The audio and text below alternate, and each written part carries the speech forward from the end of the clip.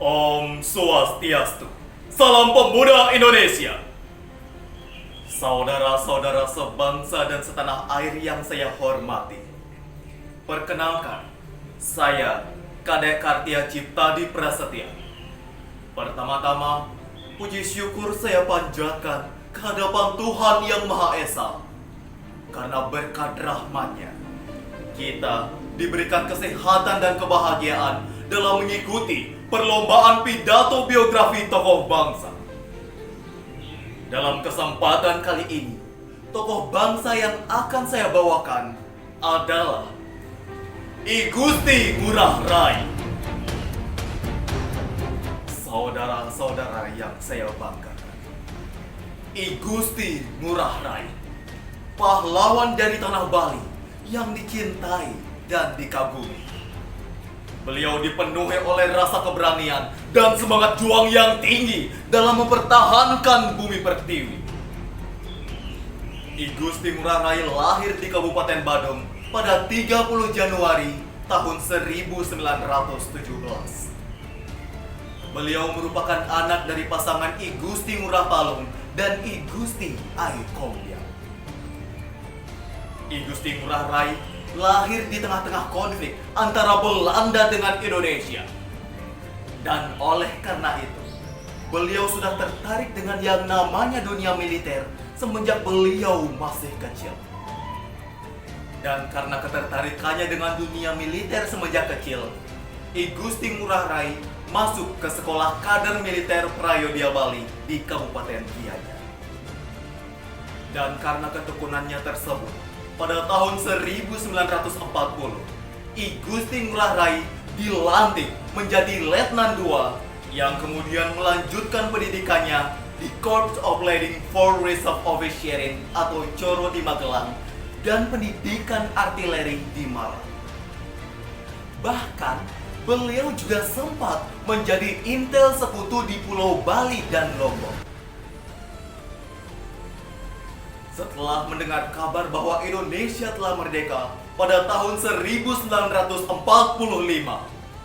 I Gusti Ngurah Rai yang mana pada saat itu tengah menjabat sebagai pimpinan TKR Sunda Kecil merasa perlu untuk melakukan konsolidasi dengan pimpinan TKR Pusat yang mana pada saat itu berpusat di Yogyakarta. Sehingga I Gusti Ngurah Rai datang ke Yogyakarta dan dilantik menjadi Komandan Resimen Sunda Kecil berpangkat Letnan Kolonel. Sekembalinya beliau dari Yogyakarta dengan bantuan persenjataan, I Gusti Ngurah Rai mendapati bahwa Bali telah diduduki oleh Belanda dengan cara mengadu domba raja-raja di Bali, sehingga muncullah berbagai konflik dan perpecahan yang memang direncanakan oleh Belanda. Sebanyak kurang lebih 2.000 pasukan dengan persenjataan lengkap dan sejumlah pesawat terbang telah berhasil dihimpun oleh pihak Belanda untuk menyerang I Gusti Ngurah Rai dan pasukan kecilnya. Pertempuran tersebut dilatar belakangi oleh rasa kekecewaan I Gusti Ngurah Rai terhadap perjanjian Linggarjati antara pihak Belanda dengan pihak Indonesia. Dalam perjanjian tersebut menyebutkan bahwa pemerintahan Belanda mengakui kekuasaan Indonesia hanya sebatas Pulau Jawa, Madura, dan Sumatera saja. Sedangkan Pulau Bali hanya diakui sebagai bagian dari negara Indonesia Timur buatan Belanda. Sehingga pada tanggal 18 November tahun 1946, bersama pasukan kecilnya yang disebut pasukan Ciung Wanara, I Gusti Ngurah Rai berhasil menyerang di daerah Tabanan yang menghasilkan satu detasmen buatan Belanda dengan persenjataan lengkap kalah dan akhirnya menyerah. Namun, hal itu tentu saja memancing amarah dari pihak Belanda untuk membalaskan pertempuran yang jauh lebih sengit. Sehingga Belanda mengerahkan pasukannya yang ada di Bali dan Lombok untuk menyerang I Gusti Ngurah Rai dan pasukan kecilnya. Pertempuran sengit pun terjadi. Darah merah mengalir di setiap medan pertempuran.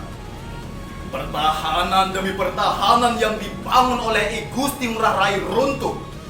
Dan sampailah pada pertahanan terakhir I Gusti Ngurah Rai, yaitu pertahanan dari pasukan Ciungwana. Namun, sayangnya di desa Margerana, I Gusti Ngurah Rai dan pasukannya tersebut berhasil dipukul mundur oleh pihak Belanda. Lantaran semuanya jatuh ke dalam jurang yang dalam. Pertempuran tersebut pun dikenal sebagai Puputan Margerana.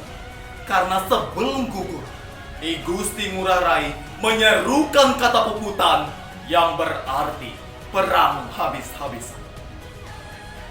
Sehingga pada tanggal 20 November tahun 1946 diperingati sebagai Hari Puputan Margerana yang dirayakan setiap tahunnya untuk mengenang jasa pahlawan yang berjuang pada saat itu mempertahankan tanah Bali.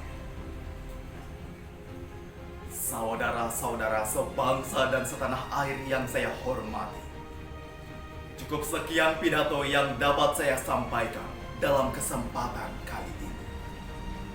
Apabila ada tutur kata yang kurang berkenan, mohon maaf yang sebesar-besarnya. Akhir kata saya ucapkan terima kasih. Saya tutup dengan para Santi. Om Santi, Santi, Santi, Om.